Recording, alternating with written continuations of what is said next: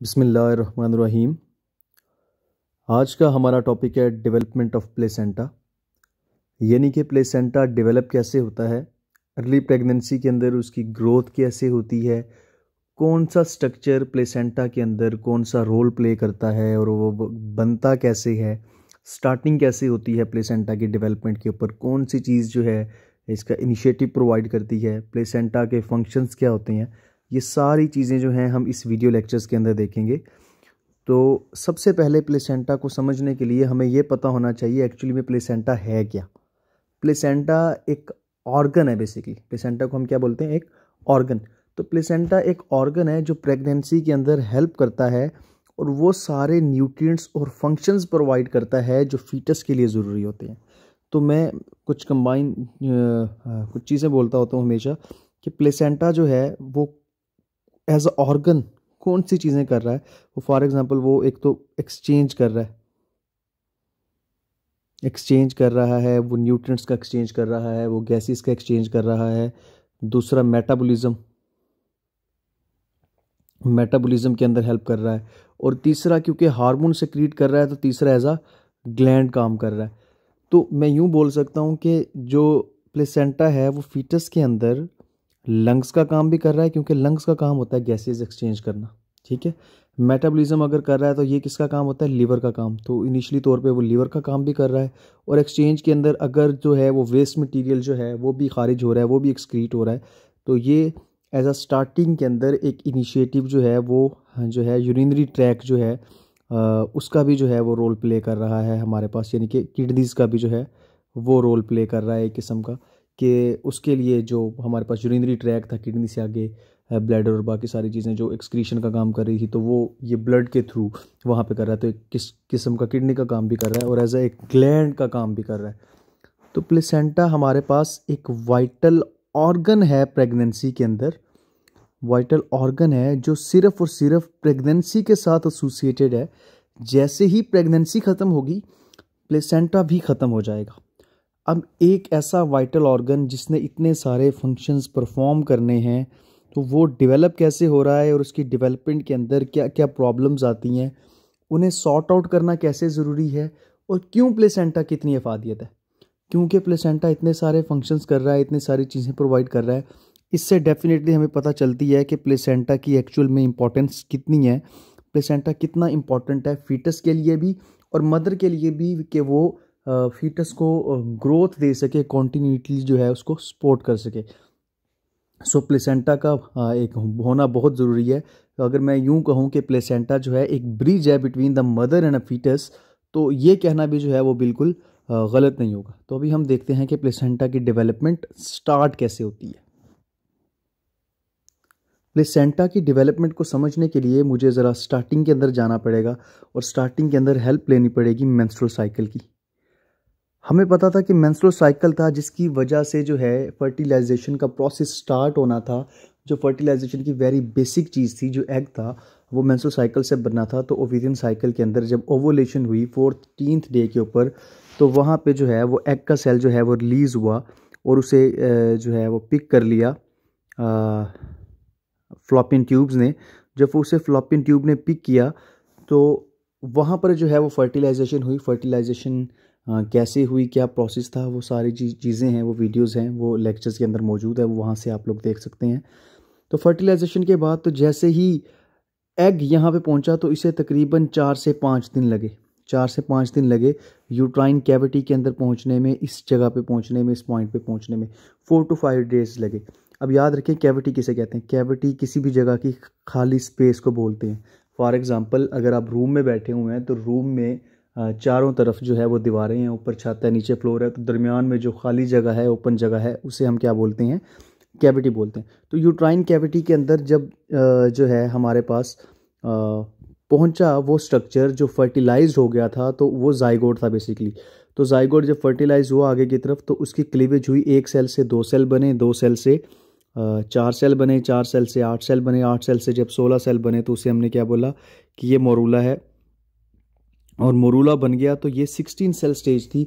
तो जब मोरूला बना तो with the help of cilia और मूवमेंट जो थी यूट्राइन ट्यूब की, उसकी मदद से ये अप्रॉक्सीमेटली 5th डे के ऊपर जो है यूट्राइन कैविटी के अंदर पहुंच गया। तो जब ये यूट्राइन कैविटी के अंदर पहुंचा तो यूट्राइन कैविटी के अंदर पहुंचने के बाद इसके अंदर चला गया, इसके अंदर थोड़ी सी जो है वो स्पेसिस मौजूद थी जो जूना पेलिसुडा की थी। तो उन स्पेसिस के अंदर क्या हुआ, यूट्राइन कैविटी की सेक्रीशंस चली गई। यूट्राइन कैविटी की सेक्रीशंस जाने की वजह से इसके अंदर फ्लूइड फिल हो गया। उससे पहले हमें पता था कि ये जो हमारे पास मोरूला था उसके अंदर एक इनर सेल एक आउटर सेल मैज था और अंदर की तरफ जो है वो कुछ जो है सेल्स इकट्ठे हुए हुए थे जो डिवाइड हो रहे थे, जिसे हमने क्या बोला था इनर सेल मैज, और बाहर वाले स्ट्रक्चर को हमने क्या बोला था आउटर सेल मैज। इनर सेल मैज को मैं ICM बोल रहा हूँ और ये हमारे पास क्या है आउटर सेल मैज। तो इनर सेल मैज को हमने कलेक्टिवली तौर पे बोला था कि ये क्या है एम्ब्रियोब्लास्ट है, क्योंकि इसने फ्यूचर का क्या बनाना है एम्ब्रियो बनाना है। और आउटर सेल मैज को हमने बोला था कि ये क्या है ओवरऑल ये क्या है ट्रोफोब्लास्ट है। ओवरऑल क्या है ये ट्रोफोब्लास्ट है। तो अब इसकी दो जो है वो चीज़ें हो गई थी, दो जो है वो पॉइंट्स हो गए थे कि एक तो अंदर वाला वो पॉइंट है जो अंदर की तरफ मौजूद है जिसे इनर सेल मैज कहा हमने, क्योंकि जब इसके अंदर पानी हुआ एंटर हुआ तो पानी ने इसको वाटर ने इसको पुश कर दिया अंदर की तरफ, जिसकी वजह से जो है इन जो सेल्स था इनर सेल मैज था वो एक साइड की तरफ अलाइन हो गया। जिस साइड के ऊपर अलाइन हुआ उसे हमने एम्ब्रियोनिक पोल बोला और जो दूसरी वाले साइड वाला था उसने हमने एन एम्ब्रियोनिक पोल जो है वो हमने बोल दिया। तो अब इस ब्लास्टोसिस्ट से इस पूरे ओवरऑल स्ट्रक्चर को हमने क्या बोला ये क्या है हमारे पास ब्लास्टोसिस्ट है। तो इस ओवरऑल जो है वो ब्लास्टोसिस्ट जो थी इसने जो है अब इन्वेजन बनानी है विद इन द यूट्रस इस जगह के ऊपर। अब हमें पता है कि यूट्रस की जो है वो कितनी लेयर्स हैं 3 लेयर्स हैं एंडोमेट्रियम मायोमेट्रियम और पेरीमेट्रियम। और जो है इन्वेजन होनी है जहाँ पर प्रेगनेंसी ने इम्प्लांट होना है वो कौन सी लेयर है एंडोमेट्रियम। अब हमें पता है कि एंडोमेट्रियम की एक लेयर नहीं है, एंडोमेट्रियम की एक्चुअल के अंदर टोटली कलेक्टिवली तौर पे 3 लेयर्स हैं। कितने लेयर्स हैं 3 लेयर्स हैं। तो एंडोमेट्रियम की अगर मैं लेयर्स को डिवाइड करूं तो सबसे पहले अगर यहाँ पे ये एंडोमेट्रियम है तो ये सबसे बड़ी एक थिक जो है वो लेयर आती है। उसके बाद 2 लेयर्स आती हैं। तो अब क्या था कि ये वाली जो अंदर वाली सबसे अंदर वाली लेयर थी इसको हम बोलते थे बेजल लेयर। इसे हम क्या बोलते थे बेजल लेयर। अब जो दूसरी लेयर थी इन ओवरऑल पूरी लेयर को हम कलेक्टिवली तौर पे फंक्शनल लेयर बोल सकते हैं ओवरऑल। ठीक है, अगर इसे फंक्शनल लेयर और इसे बेजल लेयर बोले तो हम बोलेंगे कि एंडोमेट्रियम की 2 लेयर्स हैं। लेकिन ये जो है ये स्पॉन्जी लेयर है, ये कौन सी लेयर है स्पॉन्जी लेयर है, और ये कौन सी है कॉम्पैक्ट लेयर है। तो इसे हम जूना कॉम्पैक्टा या जूना स्पॉन्जोजम जो है इन लेयर्स को बोलते हैं। और याद रखें मेंस्ट्रुअल साइकिल के अंदर जो 2 लेयर्स हैं जिन्होंने अपना पार्ट निभाना होता है रोल प्ले करना होता है वो ये वाली दोनों लेयर्स होती हैं कॉम्पैक्ट लेयर और स्पॉन्जी लेयर, यानी कि ओवरऑल फंक्शनल लेयर। यानी कि मेंस्ट्रुअल साइकिल की वजह से हम पहले भी पढ़ चुके हैं कि जो लेयर्स जो है वो ग्रो करती है वो कौन सी करती है वो फंक्शनल लेयर ग्रो करती है। और अंडर द इफेक्ट ऑफ किस हार्मोन के ग्रो करती है एस्ट्रोजन और प्रोजेस्टेरॉन। एस्ट्रोजन और प्रोजेस्टेरॉन, एस्ट्रोजन इनको बनाता है और प्रोजेस्टेरॉन जो है इसको क्या करता है ओवरऑल इसकी ग्रोथ को जो है वो मेंटेन करता है और मज़ीद इसको इनिशिएट करता है। हमें पता है कि एस्ट्रोजन जो है वो फॉलिकल्स प्रोड्यूस करते हैं, जबकि प्रोजेस्टेरॉन जो है एग के रिलीज़ होने के बाद जो येलोइश सा मटीरियल बचता है जिसे हम कॉर्पस ल्यूटियम बोलते हैं, जिसे हम कॉर्पस ल्यूटियम बोलते हैं, वो कॉर्पस ल्यूटियम जो है वो प्रोजेस्टेरॉन ग्रो करता है। और याद रखें ये कॉर्पस ल्यूटियम सिर्फ और सिर्फ 14 डेज़ के लिए सर्वाइव कर सकता है, 10 to 14 डेज़। तो ये 10 to 14 डेज़ तक के लिए कॉर्पस ल्यूटियम जो है प्रोजेस्टेरॉन प्रोवाइड करता रहता है। और जब इस लेयर को प्रोजेस्टेरॉन मिलना बंद हो जाती है, जब इसको प्रोजेस्टेरॉन मिलना बंद हो जाती है तो इसके बाद ये लेयर डीजनरेट होना शुरू हो जाती है, शेड होना शुरू हो जाती है, जिसकी वजह से मेंस्ट्रुअल ब्लीडिंग होती है। ठीक है, लेकिन प्रेगनेंसी के अंदर अब ज़रूरी है कि बच्चे को न्यूट्रिएंट्स प्रोवाइड किए जाएं, एक स्पेस प्रोवाइड की जाए जहाँ पे उसकी ग्रोथ हो, और वो ग्रोथ जो है और किसी जगह पे नहीं होगी, सिर्फ और सिर्फ जो है वो फंक्शनल लेयर के अंदर होगी। तो इसका मतलब है फंक्शनल लेयर के अंदर जो है वो कॉर्पस ल्यूटियम का प्रोजेस्टेरॉन प्रोड्यूस करते रहना बेहद ज़रूरी है। प्रोजेस्टेरॉन का प्रोड्यूस होना बेहद ज़रूरी है। तो इस प्रोजेस्टेरॉन के प्रोड्यूस करने के लिए जो है इस कॉर्पस ल्यूटियम का एक्टिव रहना बहुत ज़रूरी है।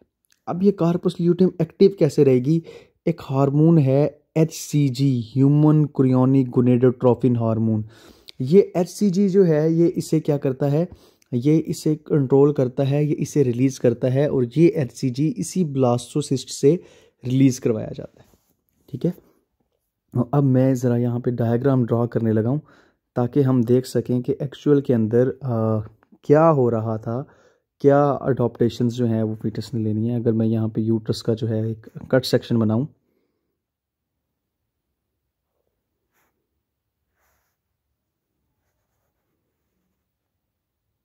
लेट्स सपोज ये यूट्रस की एक साइड का कट सेक्शन है, इसमें मैं जो है वो डिफरेंट लेयर्स बना रहा हूँ।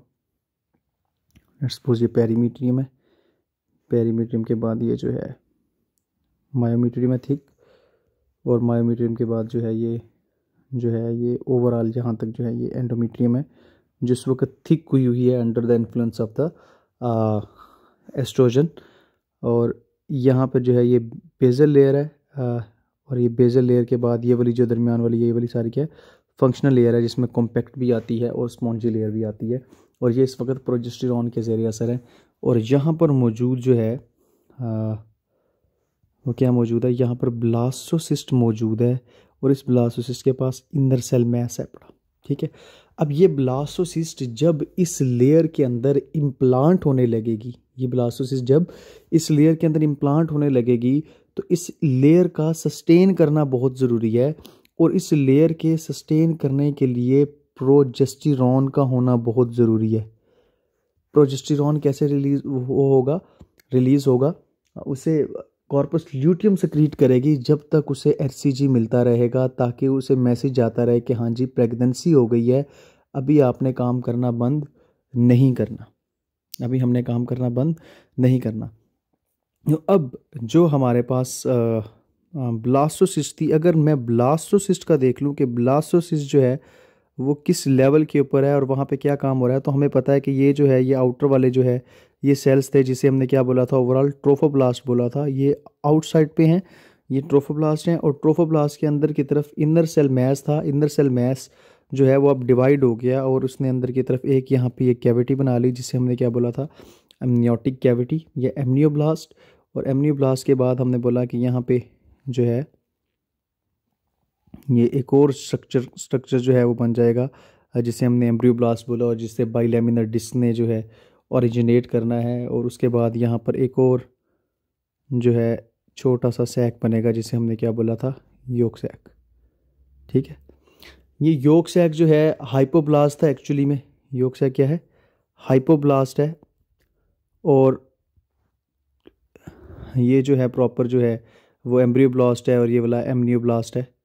ठीक है, यानी कि इसने एमनियोटिक कैविटी को ओरिजिनेट करना है, यहाँ से एम्ब्रियो ने बनना है, और ये वाला जो है हाइपोब्लास्ट जो है वो क्या था, योक सैक था। ये सारे के सारे जो है स्ट्रक्चर जो है इस वक्त जो है 8वें दिन के ऊपर जो है इस वक्त तक बन चुके होते हैं, ये 7वां और 8वां दिन चल रहा है। और अब ये जो आउटर लेयर थी, ये जो ट्रोफोब्लास्ट थी, ये 2 लेयर्स के अंदर डिवाइड हो गई। सबसे पहले अंदर वाले जो सेल्स थे ये सिंगल मोनोन्यूक्लिएटेड सेल्स थे, जिसे हमने बोला साइटोट्रोफोब्लास्ट। अंदर वाले सेल्स को हमने क्या बोला, साइटोट्रोफोब्लास्ट। इसके करीब यही सेल जो है मज़ीद प्रोलिफरेट हुए, और एक दूसरे के साथ इन्होंने मिलके एक कंबाइन सेल बना लिया। जो कंबाइन सेल क्या था, मल्टी न्यूक्लिएटेड था। वो कंबाइन सेल क्या था, मल्टी न्यूक्लिएटेड था। ये मल्टी न्यूक्लिएटेड सेल्स जो हैं, जो इस साइटोट्रोफोब्लास्ट के बाहर की तरफ बने, इस साइटोट्रोफोब्लास्ट के बाहर की तरफ बने, इसे हमने बोला सिंस्टिशियोट्रोफोब्लास्ट। सिंस्टिशियोट्रोफोब्लास्ट, सिंटिशियोट्रोफोब्लास्ट वर्ड ही इस तरह से निकला है कि सिंक्रोनाइज का मतलब होता है कि मिलना, आपस में एक जुड़ जाना। तो क्योंकि साइटोट्रोफोब्लास्ट के सेल्स जो है आपस में कंबाइन होकर उन्होंने मज़ीद सेल्स को बनाया है, और जो मल्टी न्यूक्लिएटेड थे, तो इस वजह से हमने क्या बोला इसे, ये सिंटिशियोट्रोफोब्लास्ट है। ये सिंटिशियोट्रोफोब्लास्ट जो है HCG को इनिशिएट करने के अंदर बड़ा इंपॉर्टेंट रोल प्ले कर रहा है, और ये स्ट्रक्चर्स हमारे पास बन गए हैं इनिशियली तौर पे। और अब इस स्ट्रक्चर्स में जहाँ पर जिस साइड पर जो है ये पोल था, हमारे पास एम्ब्रियोनिक पोल था, उस एम्ब्रियोनिक पोल के पास यहाँ पर प्रोजेक्शंस निकलती हैं सिंटीशियो ट्रोफोब्लास्ट की। सिंटीशियो ट्रोफोब्लास्ट की छोटी छोटी प्रोजेक्शंस निकलती हैं अंदर की तरफ, और बाकी जगह पे भी हल्की हल्की प्रोजेक्शंस जो हैं इस तरह से निकलना शुरू हो जाती हैं आहिस्ता आहिस्ता से। अब ये प्रोजेक्शंस के साथ, इन प्रोजेक्शंस के साथ इसने एंटर होना है with in the uterine cavity. अब ये यूट्राइन कैविटी के अंदर कैसे एंटर होता है? अब इस सारे स्ट्रक्चर ने, जिसे हमने ओवरऑल ब्लास्टोसिस्ट कहा, ये इसने एंडोमेट्रियम के अंदर, फंक्शनल लेयर के अंदर इस जगह के ऊपर जो है वो पेनिट्रेट करना है और अपने आप को जो है वो स्टेबलाइज करना है। अब मैं जो है नेक्स्ट पोर्शन के अंदर सिर्फ इतने पोर्शन की आपको डायग्राम बता के समझाने लगा हूँ कि आगे वाला जो है प्रोसेस कैसे होता है। अब इस जगह पर जो है हमारे पास मैं इसे थोड़ा सा सिंप्लीफाइड ड्रा करना चाह रहा हूँ।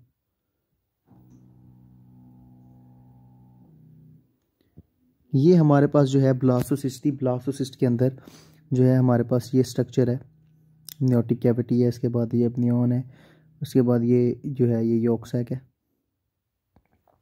ये बना हुआ है।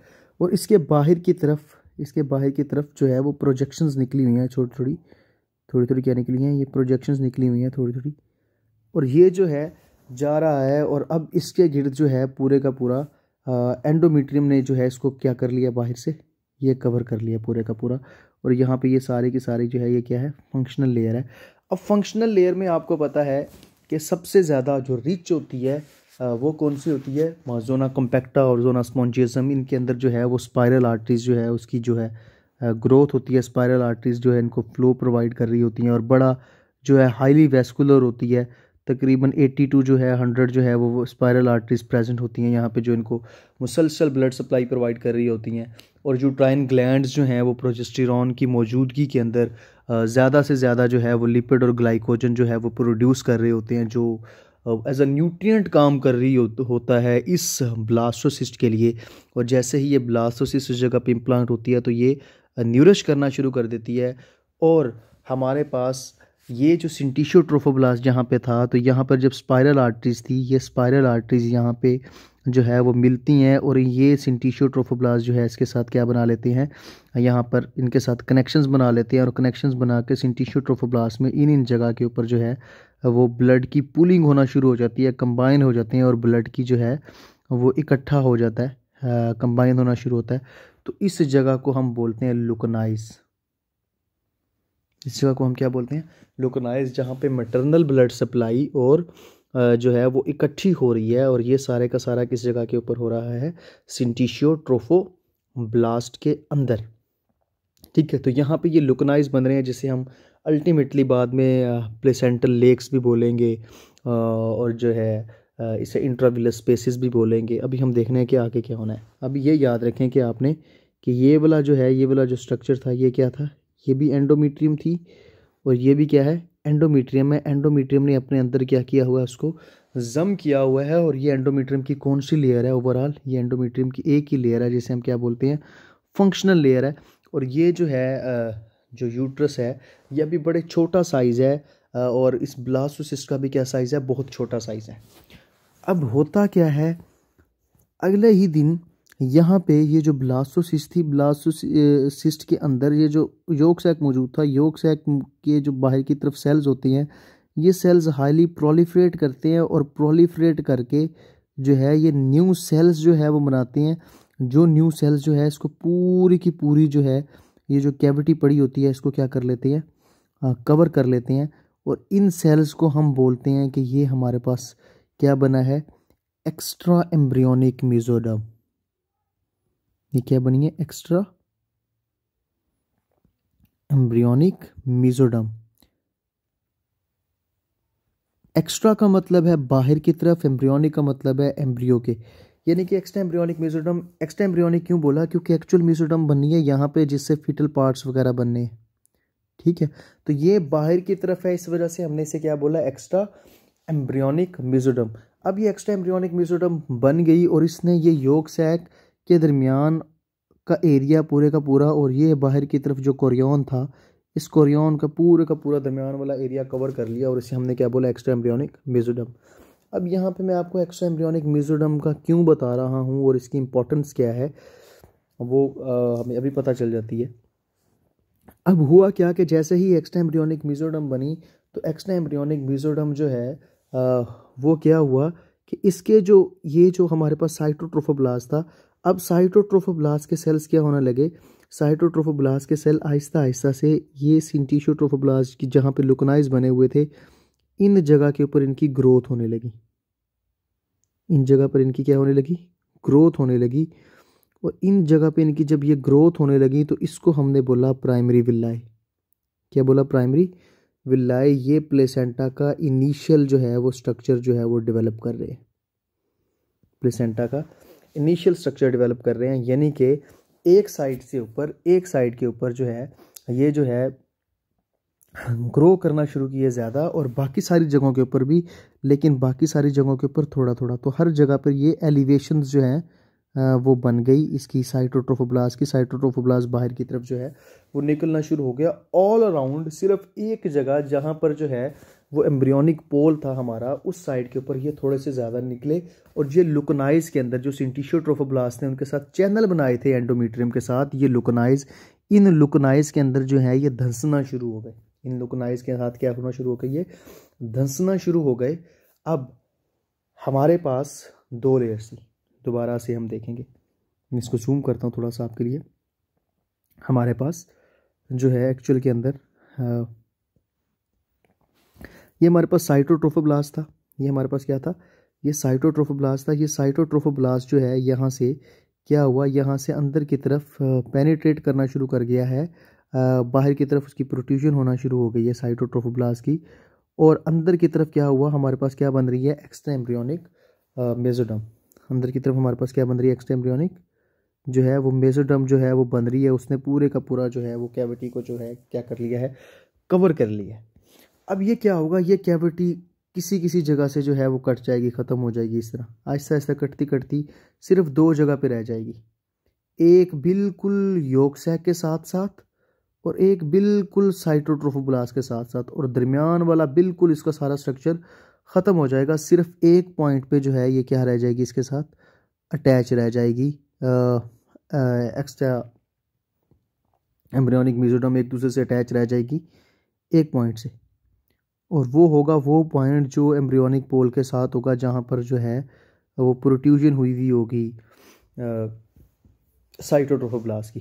तो जिस जगह पर ये दोनों जो है आपस में मिल रही होंगी एक्स्ट्रा एम्ब्रियोनिक मेसोडर्म दोनों साइड्स की, यानी कि वोवली साइड की एक्स्ट्रा एम्ब्रियोनिक मेसोडर्म जिसने यॉर्क सैक को कवर किया हुआ है, और उस साइड की एक्स्ट्रा एम्ब्रियोनिक मेसोडर्म जिसने क्या किसको कवर किया हुआ है, जिसने किसे कवर किया हुआ है ओवरऑल, जिसने जो है साइटोट्रोफोब्लास्ट को जो है वो कवर किया हुआ है, वो दोनों साइडों पे मिल जाएंगी, और जिस जगह पे मिलेगी उस पॉइंट को हम बोलते हैं कनेक्टिंग स्टॉक। उस पॉइंट को हम क्या बोलते हैं, कनेक्टिंग स्टॉक। ये कनेक्टिंग स्टॉक हमारा फ्यूचर का प्लेसेंटा है।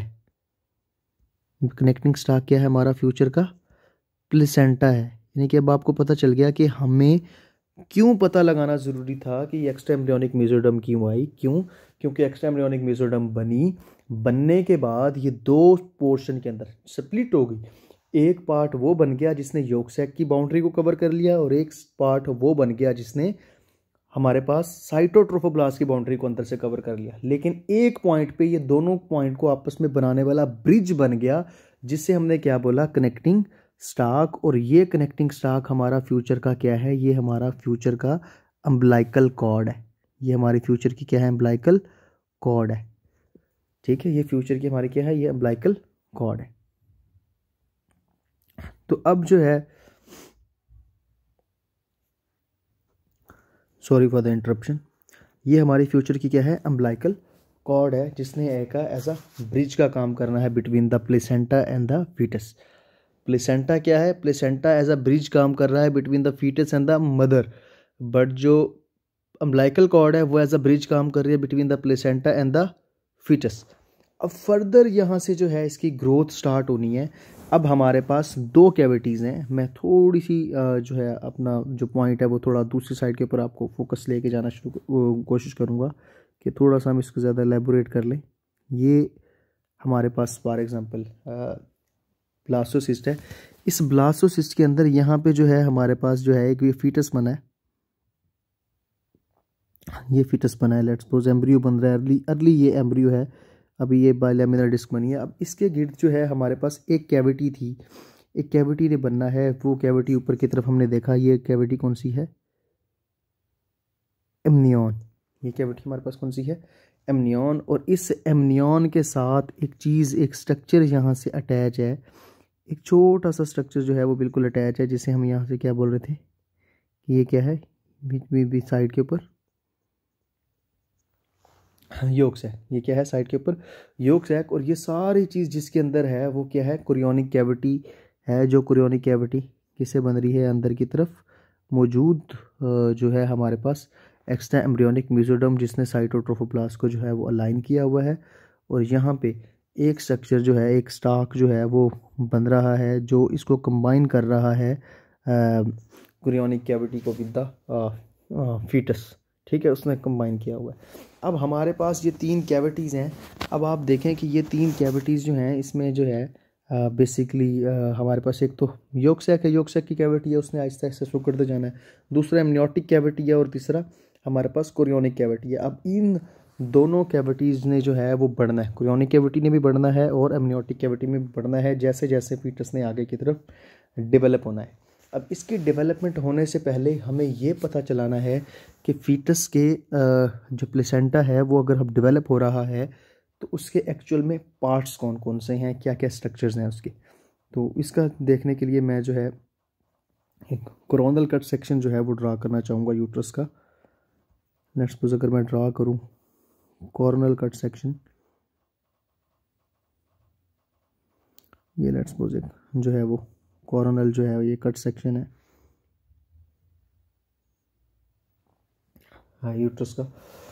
तो इस कोरोनल कट सेक्शन के अंदर अगर आप लोग देखें कि अगर तो इम्प्लांटेशन होनी है, इम्प्लांटेशन तो किसी एक साइड के ऊपर होनी है। इम्प्लांटेशन किस साइड के ऊपर होनी है, सिर्फ और सिर्फ किसी एक साइड के ऊपर होनी है। ठीक है, लेट्स सपोज जो है वो इम्प्लांटेशन जो होती है वो ये यूट्रस का कट सेक्शन है, यूट्रस का कट सेक्शन है। और इसके अंदर हमने देखना है कि डेवलपमेंट कैसे हो रही है ब्लास्टोसिस्ट की और प्लेसेंटा कैसे डेवलप होता है। वी नो दैट कि इस पॉइंट के ऊपर जो है हमारे पास डेवलपमेंट हो रही है ब्लास्टोसिस्ट की। तो जिस जगह पे ब्लास्टोसिस्ट डेवलप हो रही है एंडोमेट्रियम के अंदर, तो डेफिनेटली वो वाली साइड थोड़ी सी जो है वो बड़ी हो जाएगी। तो अगर मैं इसे थोड़ा सा रीड्रा कर लूँ कि ये थोड़ी सी एंडोमेट्रियम जो है इस तरह से दिख रहा है कि, सॉरी ज़रा बाद में कर लेते हैं, पहले इसके अंदर ब्लास्टोसिस्ट जो है वो प्लेस कर लेते हैं। तो लेट्स सपोज जो है ये क्या है, ये वो साइटोट्रोफोब्लास्ट है जो इसके बाहर की तरफ निकले हुए हैं। ठीक है, और अंदर की तरफ जो है इसका जो है वो फीटस पूरे का पूरा जो है वो क्या हो रहा है, डेवलप हो रहा है फीटस। ये इधर इस तरह फीटस डेवलप हो रहा है। और इस फीटस के अराउंड जो है वो हमारे पास जो है वो कैविटीज़ है। ये एमनियोटिक कैविटी है और ये ओवरऑल आपको देख लिया कि साइटोट्रोफोब्लास्ट है। और साइटोट्रोफोब्लास्ट के जो अंदर की तरफ है वो एक और कैविटी है जिसे हमने क्या बोला कि एक्स्ट्रा एम्ब्रियोनिक मेसोडर्म की बनी हुई है। और ये हमें क्या है, कोरियन है। और बाहर की तरफ डेफिनेटली इस जगह पे जो है वो सिंटिशोट्रोफोब्लास्ट जो है वो अंदर की तरफ इन्वेट कर गए हुए हैं यहाँ तक। ठीक है, तो अब ये जो है यूट्रस की कैविटी, इसने इसको इस तरह से रैप किया हुआ है ऐसे। तो इस तरह से यूट्रस की कैविटी ने जो है इसको रैप किया हुआ है। यहाँ से भी यूट्रस है और ये जो है ये बाहर की तरफ जो है इस तरफ भी जो है ये यूट्रस है। तो ये एक अलहदा से जो है ये रैप बन गया है। तो अब ये स्ट्रक्चर यहाँ पे कैसे हुआ और ये कैसे डेवलप हो रहा है, ओवरऑल हमें पता है कि ये सारी की सारी जो है वो क्या है, एंडोमेट्रियम है। This is endometrium. यहाँ से लेके यहाँ तक हम बोलते हैं कि ये जो है फंक्शनल लेयर है, यहाँ तक बेसल लेयर है और नीचे की तरफ ये जो है मायोमेट्रियम है। और ये बारीक सी जो है क्या है, पेरीमीटर में ऑल दैट लेयर्स, इन सब का आप लोगों को पता है पहले से ही। जब ये इसके अंदर इम्प्लांट हुई, अब ये पूरी की पूरी ब्लास्टोसिस्ट जो है वो एंडोमेट्रियम के अंदर है, और एंडोमेट्रियम ने इसे दोनों साइड से कवर किया हुआ है, दोनों साइड से इसको क्या किया हुआ है, कवर किया हुआ है। तो अब जैसे जैसे इसने बढ़ना है, जैसे जैसे इसने बढ़ना है, एक कैविटी ने बढ़ना है, वैसे वैसे जो है इस एंडोमेट्रियम की ये वाली जो लेयर है, ये वाली जो लेयर है, इसने भी क्या होना है, आगे की तरफ बढ़ना है। लेकिन जैसे ही ये इम्प्लांटेशन होगी, यहाँ पे ये HCG प्रोड्यूस कर रहा होगा, और जो है कॉर्पस ल्यूटियम है, कॉर्पस ल्यूटियम जो है वो प्रोड्यूस कर रही है ज़्यादा से ज़्यादा जो है प्रोजेस्टेरॉन, जिसकी वजह से यहाँ पे जो है वो ब्लड की सप्लाई बढ़ रही है, यहाँ पे न्यूट्रिएंट्स जो है वो ज़्यादा आ रहे हैं। तो इस एरिया में, जिस एरिया में ब्लड की सप्लाई क्या है, ज़्यादा है, जिस एरिया में ब्लड की सप्लाई ज़्यादा है, इस एरिया के अंदर साइटोट्रोफोब्लास्ट मज़ीद ग्रो करेगा, और वो एरिया जिस एरिया में ब्लड की सप्लाई ज़्यादा नहीं है, वो एरिया जिस एरिया में ब्लड की सप्लाई ज़्यादा नहीं है, वहाँ पे साइटोट्रोफोब्लास्ट क्या करना शुरू कर देगा, आहिस्ता आहिस्ता रिग्रेस करना शुरू कर देगा, आहिस्ता आहिस्ता क्या करना शुरू कर देगा, रिग्रेस करना शुरू कर देगा। और अल्टीमेटली ये जो स्पाइक्स थी, ये जो प्रोट्रूजन्स थी, ये सिर्फ और सिर्फ एक साइड के ऊपर पेटेंट रह जाएंगी। ये सारी की सारी जो साइड्स थी और प्रोट्रूजन्स थी, ये सिर्फ और सिर्फ कहाँ रह जाएंगी, एक साइड के ऊपर पेटेंट रह जाएंगी, और दूसरी साइड जो है वो बिल्कुल क्या हो जाएगी, इसकी ख़त्म हो जाएगी। तो अब ये एक साइड के ऊपर ये जो है हमारे पास ये जो साइटोट्रोफोब्लास्ट की प्रोट्रूजन्स रही हैं, जिसे हमने प्राइमरी विलाई बोला था, जिसे हमने प्राइमरी क्या बोला था, प्राइमरी विलाई बोला था। अब ये इस साइड के ऊपर अब जब जो है under the influence of the hormones आ गई है, endometrium under the influence of the hormones आ गई है, और जो है एंडोक्राइन एक्टिविटी यहाँ पे ज़्यादा हो गई है, लिपिड्स और ग्लाइकोजन इनका सिक्रीट हो रहा है, ब्लड सप्लाई ज़्यादा आ गई है, और इसके अंदर प्रेगनेंसी इम्प्लांट हो चुकी है। तो अब हम इसे एंडोमेट्रियम नहीं कहेंगे मजीद, अब ये एंडोमेट्रियम से किसके अंदर कन्वर्ट हो गई है, डेसिडुआ के अंदर। अब हम इसे क्या बोलेंगे, डेसिडुआ, हम इसे हम क्या बोलेंगे, डेसिडुआ। अब इसे एंडोमेट्रियम नहीं बोलेंगे, और याद रखें ये एंडोमेट्रियम के कौन से पार्ट को हम डेसिडुआ बोल रहे हैं, एंडोमेट्रियम के उस पार्ट को हम डेसिडुआ बोल रहे हैं जो फंक्शनल लेयर कहलाता था, और जिसका प्रेगनेंसी के अंदर और मेंस्ट्रुअल साइकिल के अंदर बड़ा इंपॉर्टेंट रोल था, उसे हम डेसिडुआ बोल रहे हैं। अब इस डेसिडुआ के कुछ पार्ट्स हैं, ठीक है। एक सबसे पहला वो पार्ट है जिस पॉइंट के ऊपर जो है ये डेसिडुआ जो है कनेक्ट कर रहा है, वो पॉइंट है जहाँ पे ये एंडोमेट्रियम जो है मिल रही है उसके साथ, जिस जगह के ऊपर स्पाइक्स बनाए हुए हैं साइटोट्रोफोब्लास्ट ने, जिस जगह पे प्राइमरी विलाएं हैं, और जिस जगह पर फ्यूचर का प्लेसेंटा बनना है, इसे हम बोलते हैं डेसिडुआ बेसिलस। इसे हम क्या बोलते हैं, डेसिडुआ बेसिलस। और वो पार्ट, जिस पार्ट को पूरी की तरह जो है कैप्सूल की तरह कवर किया हुआ है इसने एंडोमेट्रियम ने, उसे हम क्या बोलते हैं, डेसिडुआ कैप्सुलैरस।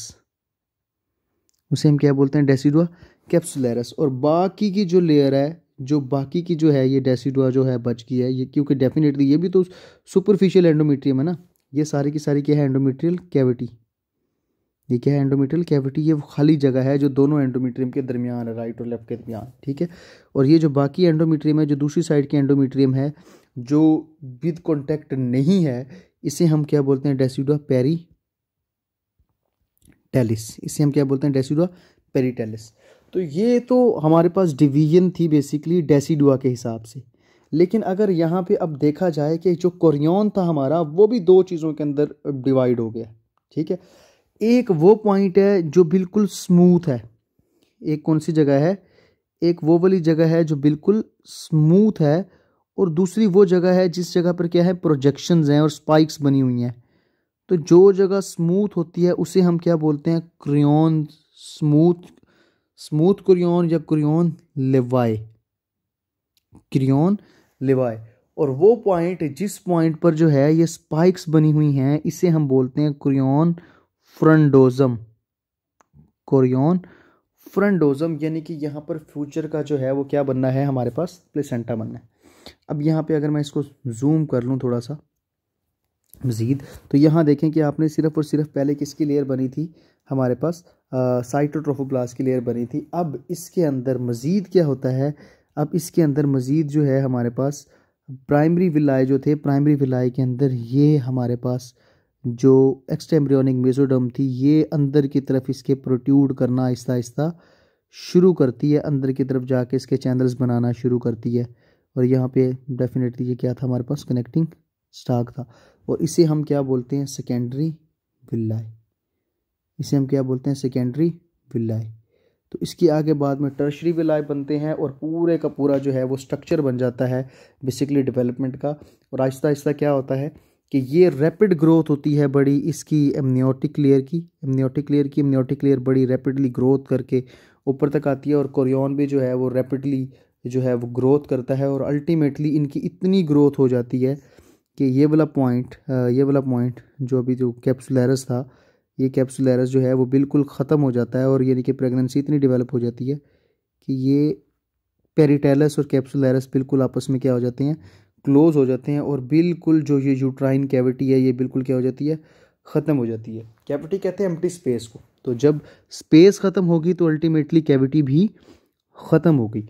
तो ये इस तरह से एक्सपैंड करती जाती है। तो अभी हमें इस लेक्चर का जो लुब्बे लुबाब है वो हमें ये पता चला कि बेसिकली प्लेसेंटा जो है वो दो कैविटीज़ के दरमियान में बन रहा है। एक वो कैविटी है जो यूट्रस बिल्ड कर रही है और एक वो कैविटी है जो फीटस बिल्ड कर रहा है।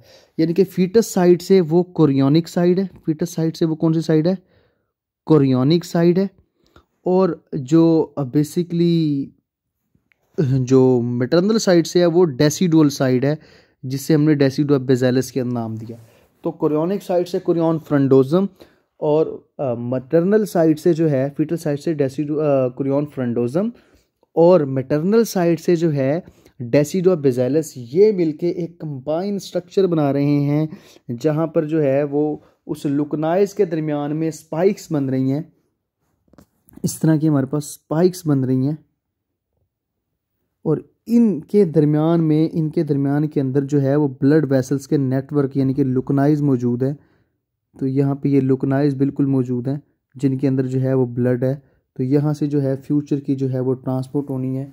अब यहाँ से प्राइमरी विलाय से सेकेंडरी विलाय और सेकेंडरी विलाय से टर्शरी विलाय कैसे बनते हैं, ट्रांसपोर्ट कैसे होती है ब्लड की, न्यूट्रिएंट्स का ट्रांसफ़र कैसे होता है, गैसेस एक्सचेंज कैसे होता है, वेन्स और आर्टरीज कैसे बनती हैं, ये हम इसके नेक्स्ट पार्ट के अंदर स्ट्रक्चर ऑफ द प्लेसेंटा के अंदर जो है वो पढ़ेंगे।